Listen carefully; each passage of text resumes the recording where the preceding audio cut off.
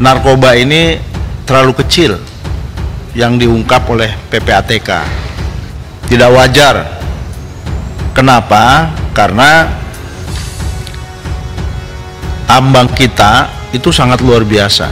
Dengan tambang itu, ada manusia terkaya di Indonesia dengan memiliki kekayaan 300 lebih triliun. Belum lagi perusahaan-perusahaan yang lain yang sangat kaya raya juga dari tambang-tambang itu. Ini bukan karena saya menyatakan ini ilegal, bukan. Tapi PPATK juga harus menyasar kepada perusahaan-perusahaan besar itu. Saya khawatir karena ada ketakutan dari PPATK untuk mengungkap ini. Buktinya dari laporan yang saudara sampaikan ya tentang pengawasan TPPU dan TPPT itu semua ditindaklanjuti oleh siapa? 1. Densus, 2. BNPT, ketiga BIN, keempat Dirjen Bea Cukai. Mana polisi? Tidak ada di sini. Artinya semuanya aman. Jadi dari desain yang saudara laporkan saja sudah terbaca bahwa saudara juga melindungi, atau ada kekuatan yang maha dahsyat sehingga PPATK tidak berani mengungkap ini. Ini juga harus jelas. Jadi jangan abu-abu, Pak. Anggaran jalan terus, tapi kegiatannya hanya bersifat melaporkan, setelah itu lepas tangan. Terima kasih sudah klik video ini. Jangan lupa tekan tombol subscribe untuk bergabung. Dalam hitungan saya persilahkan kalian untuk tekan tombol subscribe. 10, 3, 2, 1. Saya ucapkan selamat bergabung dalam channel ini. Dari beberapa hal yang telah disampaikan oleh Kepala PPATK dan dikritisi serta dipertanyakan oleh anggota Komisi 3, maka saya juga ada beberapa hal yang ingin saya sampaikan, saya tanyakan. Mudah-mudahan nanti bisa dijawab secara tuntas dan lugas.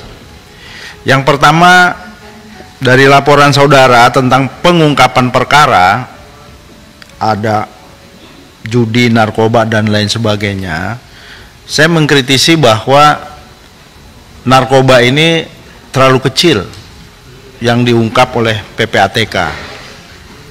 Harusnya dia lebih besar dari perjudian ilegal yang ada di negeri ini. Kemudian yang berikutnya, bahwa dari semua yang telah diungkap, termasuk juga di dalamnya tentang pengungkapan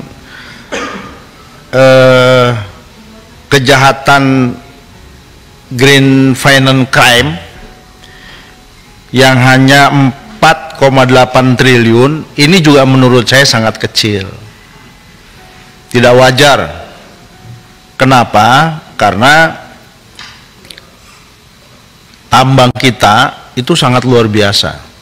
Apakah terkendala oleh PPATK karena baru mau bergabungnya Kementerian Lingkungan Hidup dan Kehutanan gitu? Kalau kendalanya seperti ini, ya menurut saya itu hanya dibuat-buat. Dan pengungkapan yang hanya 4,8, analisa saya mungkin ini yang dianggap benar-benar melakukan pelanggaran. Mungkin perusahaannya perusahaan ilegal, kelompok-kelompok menambang ilegal. Sementara ya saudara pimpinan PPATK yang saya hormati, bahwa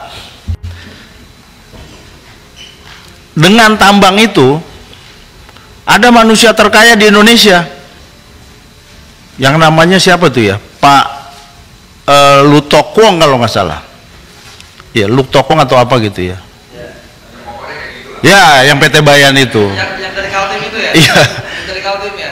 Jadi menurut saya ini artinya bukan curiga perusahaan ini melakukan green finance crime ya, tapi bahwa dari tambang itu orang bisa menjadi manusia terkaya di Indonesia dengan memiliki kekayaan 300 lebih triliun. Belum lagi perusahaan-perusahaan yang lain yang sangat kaya raya juga dari tambang-tambang itu. Nah, menurut saya ini bukan karena saya menyatakan ini ilegal, bukan. Tapi PPATK juga harus menyasar kepada perusahaan-perusahaan besar itu agar tidak melakukan green finance crime terhadap sumber daya alam yang ada di Indonesia. Saya khawatir karena ada ketakutan dari PPATK untuk mengungkap ini. Buktinya dari laporan yang saudara sampaikan ya tentang pengawasan TPPU dan TPPT itu semua ditindaklanjuti oleh siapa? 1. Densus, 2. BNPT, ketiga BIN, keempat Dirjen Bea Cukai. Mana polisi? Tidak ada di sini. Artinya semuanya aman. Jadi dari desain yang saudara laporkan saja sudah terbaca bahwa saudara juga melindungi atau ada kekuatan yang maha dahsyat sehingga PPATK tidak berani mengungkap ini. Jadi ke depan saya ingin aparat penegak hukum dalam menangani persoalan yang menjadi temuan PPATK harus diungkap, harus dilaporkan.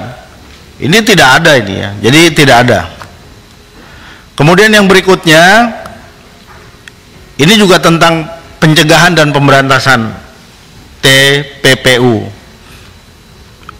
Apa setelah adanya pemberantasan itu, organisasi atau badan profit corporate ya itu dibubarkan secara permanen, meskipun bukan PPATK yang memiliki kewenangan itu. Tapi menurut saya PPATK juga harus punya data bahwa dari laporan yang disampaikan oleh PPATK berdasarkan bukti-bukti yang konkret, bukti-bukti yang real, maka organisasi itu, lembaga itu, baik profit maupun non profit telah dibubarkan. Ini juga harus jelas, jadi jangan abu-abu Pak, anggaran jalan terus tapi kegiatannya hanya bersifat melaporkan, setelah itu lepas tangan ya. Menurut saya harus ada program yang berkesinambungan oleh PPATK. Nah, yang berikutnya soal kendala.